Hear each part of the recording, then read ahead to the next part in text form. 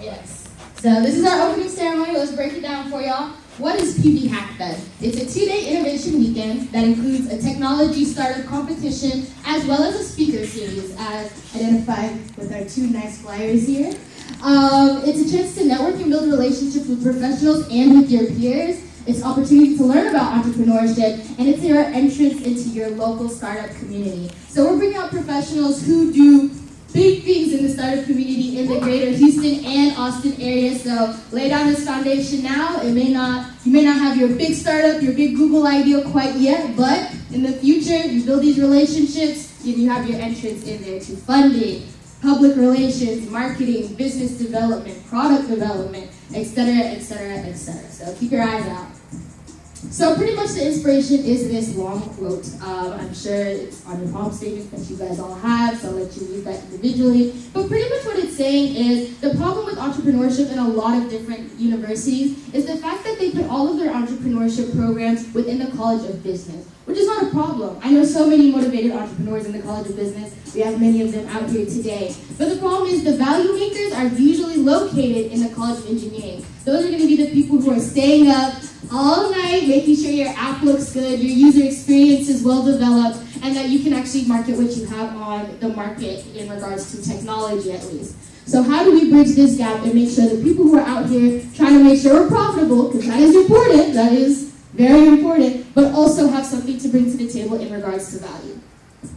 So our mission to do that, right? So we wanted to create an environment where we gave an example of students how to go through this process. What exactly does it look like to have a startup? It's usually a very vague term just because it's such a convoluted, it's such a new idea, concept, everyone's just throwing it around, let's start a startup. But we wanted to give students an example of how to get through that process, what it looks like, and how you can do it efficiently.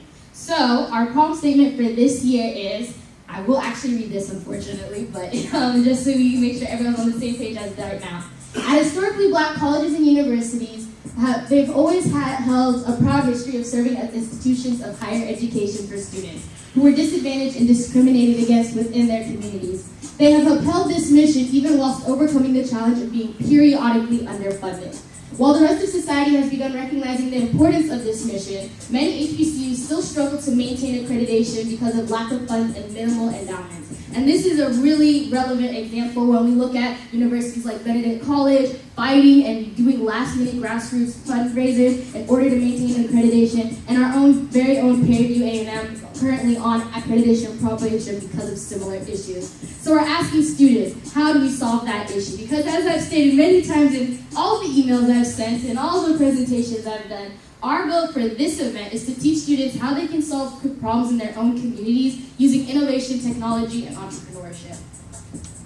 So what's the solution to this problem? One route to solving this problem is by creating an easier system for transferring funds into these institutions, right? It's not just about fundraising. It's the fact that when I want to pay my rent, I gotta go get a money order from Walgreens, bring it all the way to WR Bank, hope that the lady at the desk isn't on lunch between 12 to 3, when I'm usually in class, and make sure that she can take it and the proper information is transferred over to her, and then even after that, there's really no way to confirm until how many weeks later on Panther Tracks, etc., etc., etc. Or if I want to start a new organization, the convoluted system of having to start a bank account at WR Bank, continually going back and forth with your advisor, it's very inefficient. And most importantly, when our donors come back, when our alumni come back, when corporations come back, why are we making it so hard for them to provide funds for our schools? Why are we making it so difficult for them to be able to make sure that we're supported as students when they have that desire to do so?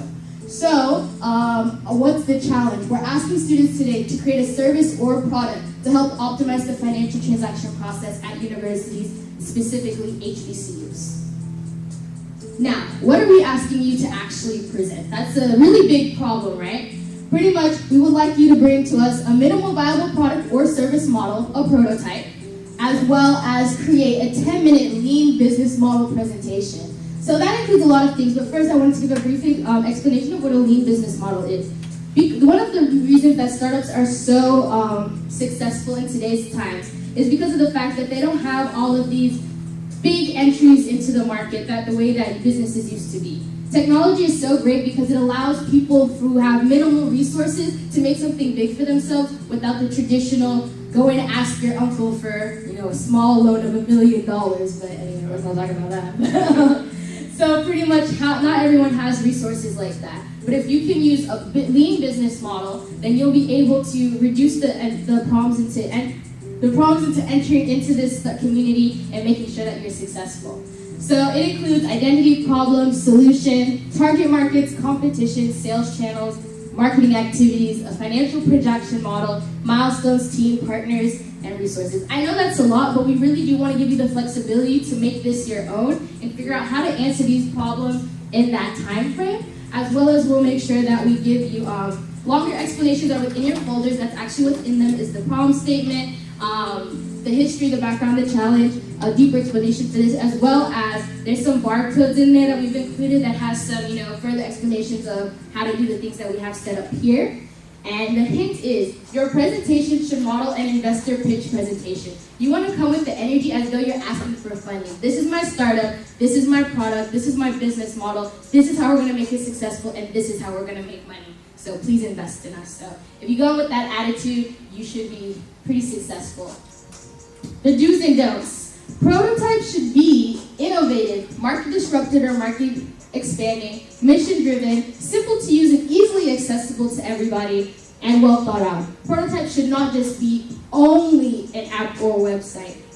Anybody can create an app, any can be a website. We really want you to think about how do you make this process really simpler? How do you provide a service to people that they can use that is different from just any old thing that's out there, that's specifically tailored to universities and HBCUs. Specifically when you think of, now there's tax situations in there. How do we handle data? How do we handle making sure there's security? If you can provide any service within that range or beyond, that's what we're really looking for, that's different.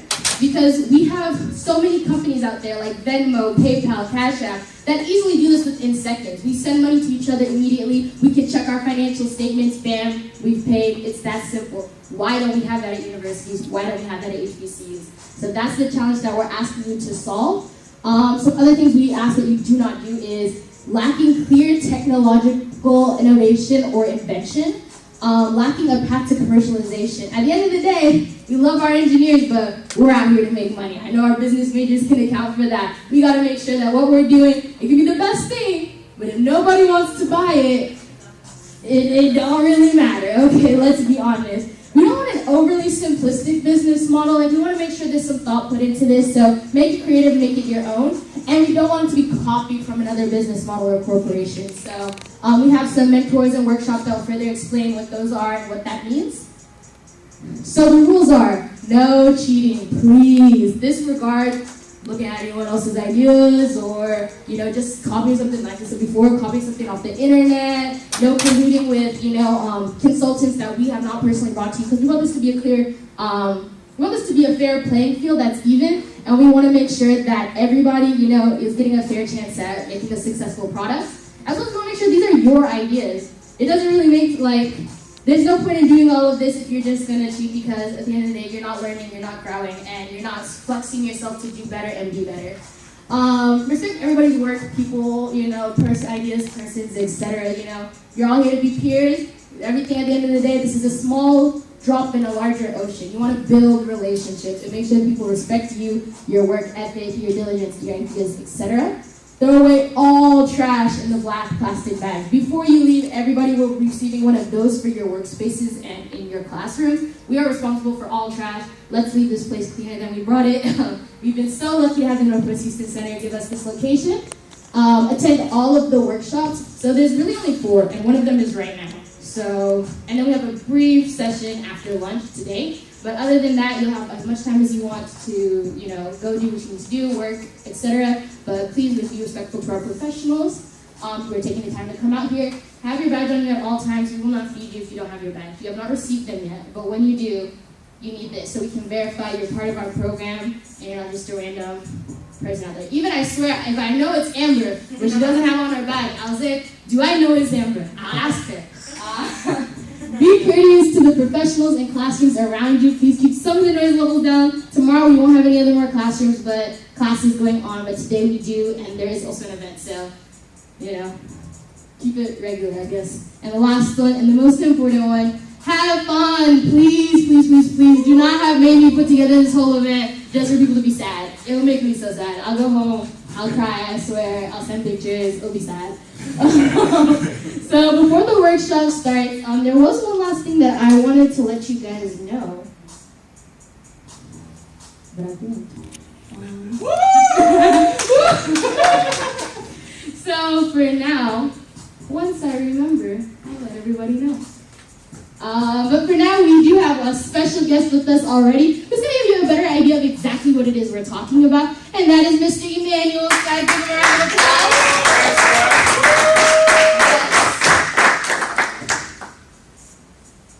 This is a whole big explanation about him, but pretty much he was a PV alumni. He just graduated, and he is currently working in Austin, Texas, with Visa as a senior software engineer. So give him his daps, let him show him some love, and he's going to tell you a little bit about fintech. Thanks, Bryanna.